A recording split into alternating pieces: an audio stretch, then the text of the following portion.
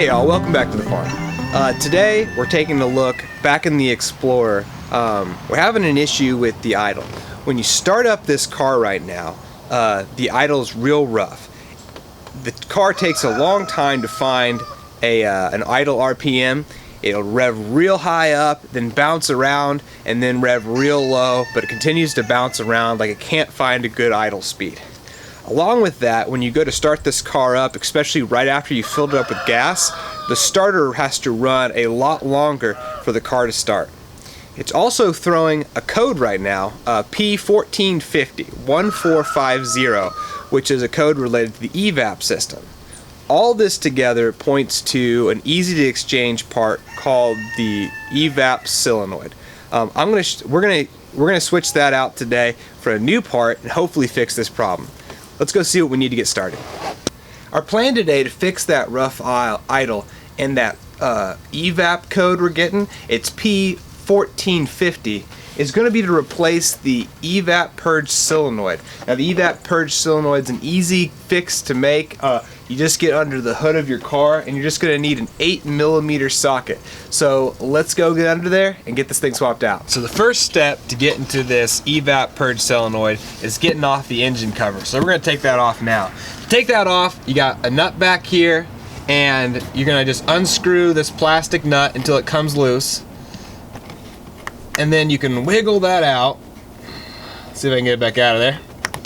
Alright, and then you got to get there's a little hole that goes around the oil filter, and you're just going to want to slip that out of the sleeve. Be careful because you don't want to rip this. It looks real nice. Ours isn't ripped yet, and we just get it off like that. So because the purge solenoid's over here, I'm not going to worry about that nut. I'm just going to take this whole cover and twist it sideways. And there, now I can see my purge solenoid. I'll move you closer so you can get a better look at it. Now that we're in a little bit closer, we can see the purge solenoid right here. Now I've got my ratchet with my 8mm socket on there, and I'm gonna go ahead and remove these two bolts first.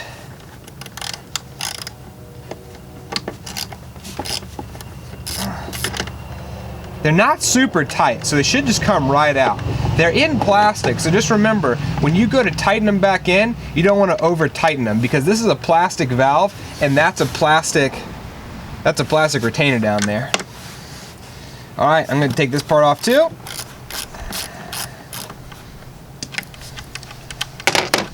Great. Now we got those bolts taken out, we can go ahead and take off the electric piece. There's a little tab right here. We're going to push down on that tab and just pull the electric cable right out. Just give it a little wiggle if it's stuck and it should come right loose. And the last thing we want to do is take off this piece down here. It's maybe difficult to see, and I'll get you a little closer in here in a bit once I get it off, but it's a green piece with two tabs that you squeeze in like this, and then you just push them across the opening and then pull the hose back. Alright, there we go. So that's our vacuum hose and our wire, and now we should be able to just pull our solenoid free. And there we go, that's our old solenoid. Now what I've got here in my left hand is the old solenoid, and here I have the new solenoid. Now, one of the things that I wanted to know when I was testing this old solenoid was, how do I know I need a new one? This solenoid is designed to be able to regulate the vacuum that's going into the EVAP system. So it should be able to stop airflow from this straw to this straw. So one way you test it is you can take it out, and if you can blow through this straw, it's bad.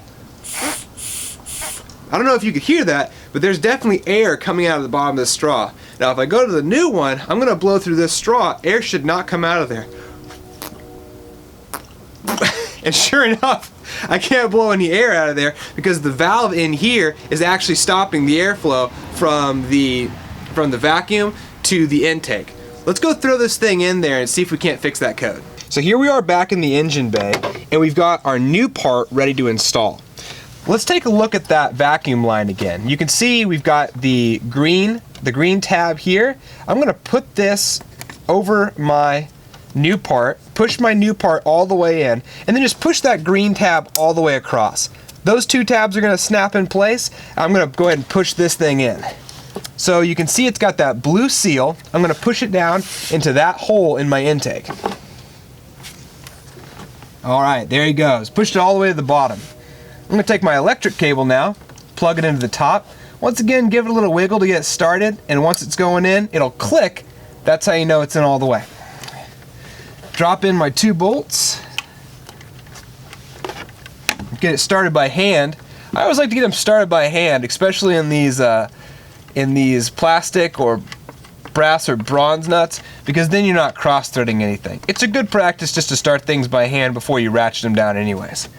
Now that they're near the bottom, I'm going to take my ratchet and get them on. That's about hand tight. I'm going to give another 1/4 of a turn and say that's tight enough. You don't want to over tighten this again, because remember, this is a plastic piece and this is a plastic piece. All right, let's do the other side. Okay, got it hand tight. Give another 1/4 of a turn. That's plenty tight enough, and there you go. The new part's installed. Let's go in there, we'll get this started, clear some codes, and see if this didn't fix our problem. And before we go to get it started, I'm gonna button things up by moving this engine cover back. To put it back in place, it's just the opposite. Push it over the oil filler neck here, and then take that plastic nut and push it down into its holder. There we go, engine cover's back installed.